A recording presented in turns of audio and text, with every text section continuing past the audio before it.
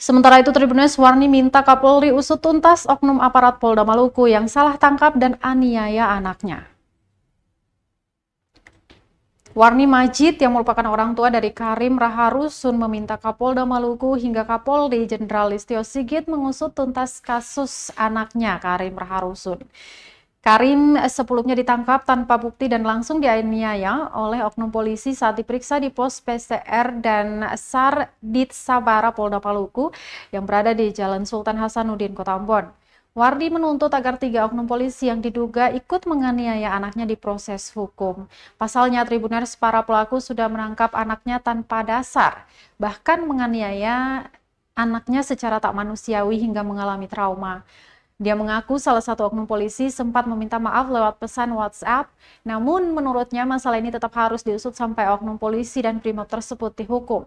Sebelumnya, Tribuners, kuasa hukum pelapor yakni Sunar Dianto menjelaskan korban dituding mencuri berdasarkan rekaman CCTV tertanggal 16 November 2023, padahal kejadian pencurian tersebut terjadi pada 17 November 2023. Selama berada di pos polisi, korban disetrum hingga dipukul pakai pantungan. Usai dianiaya, KR pun dibiarkan pulang setelah dijemput keluarganya.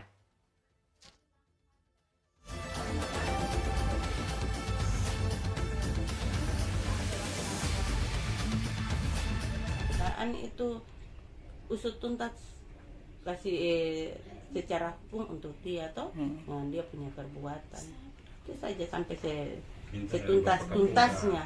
Kita minta dari Kapolda sampai di Kapolri untuk usut dia dengan 4 orang itu, yang Brimob itu dengan 3 yang dari PRC itu.